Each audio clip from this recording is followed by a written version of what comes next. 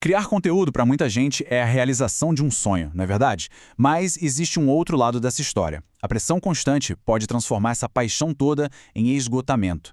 E é exatamente sobre isso que a gente vai conversar hoje. Como evitar o burnout e construir uma carreira criativa que seja, acima de tudo, sustentável a longo prazo. E tudo geralmente começa com uma pergunta, uma dúvida que fica martelando na cabeça. Essa aqui, do criador Fred Rocha, resume tudo. Será que o que eu estou fazendo é bom? É aí, nesse questionamento sobre o valor do nosso próprio trabalho, que o primeiro sinal de esgotamento aparece. Bom, nossa jornada hoje vai ter 5 paradas bem importantes. Primeiro, vamos mergulhar na realidade de quem cria. Depois, a gente vai entender direitinho o que é o burnout. Em seguida, vamos ver as fases dele, passo a passo. Aí, vamos aprender a construir uma fortaleza para se proteger. E por último, saber a hora certa de pedir reforços. Vamos nessa? Então, começando pela jornada do criador. Por fora, a gente sabe, parece tudo incrível. Mas por trás das câmeras, a realidade é outra. Como o mentor Fred Rocha mesmo aponta, existe uma pressão que não para, sabe? De produzir, de engajar, de crescer o tempo todo. Sabe aquela paixão que fez tudo começar? Ela pode ir se apagando com o peso das métricas. Aquela corrida maluca pelos 1.000 inscritos, pelas 4.000 horas no YouTube, de repente o que era arte vira uma obrigação. E o resultado? Um cansaço, um desgosto com aquilo que antes era a maior fonte de alegria. É bem pesado. E esse sentimento todo, essa exaustão, tem nome. Agora, na nossa segunda parte, a gente vai definir o que é o burnout. É sair um pouco do "eu acho que estou cansado", para entender que isso é algo clínico, validando o que tantos criadores sentem na pele. Olha só, segundo fontes como o Hospital Einstein, a síndrome de burnout não é só um cansaço, não. É uma doença, uma condição reconhecida causada por estresse contínuo no trabalho. Entender isso já é o primeiro grande passo para a gente levar a coisa a séria. E o que leva a esse esgotamento? Bom, trabalhar demais, ter pouca autonomia, perder o propósito. Para um criador de conteúdo, isso é fatal. Significa, por exemplo, criar só para agradar o algoritmo, sabe? E aí a gente perde a conexão com a nossa própria criatividade, o motivo pelo qual a gente começou tudo isso. O burnout é sorrateiro, ele não chega de uma vez. Ele avança em fases como se fosse uma escalada silenciosa. Na nossa terceira parte, vamos mapear justamente essa subida.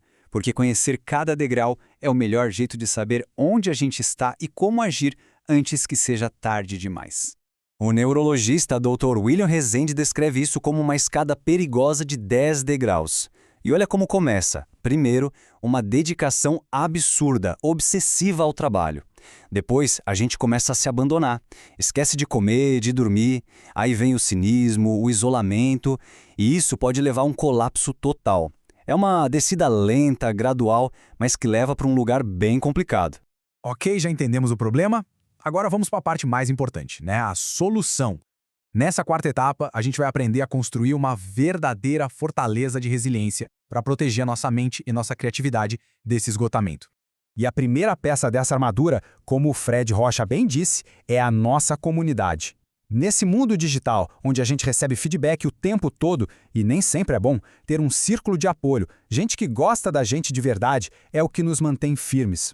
A comunidade é a base, mas são os hábitos do dia a dia que constroem a fortaleza. Para quem cria conteúdo, isso significa ter horários claros para criar e para desconectar. Significa aprender a dizer não para certas coisas. E, claro, cuidar do corpo e da mente.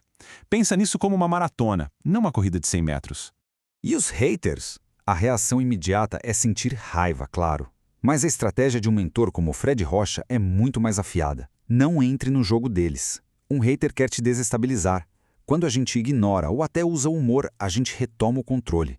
O poder daquele comentário simplesmente se desfaz. Mas e quando as nossas próprias defesas já não são o suficiente? Na nossa última etapa, vamos falar sobre o passo que talvez seja o mais corajoso de todos. Reconhecer os nossos próprios limites e entender qual é a hora certa de procurar ajuda profissional.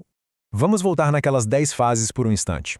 Pense com honestidade em qual degrau dessa escada talvez você se encontre.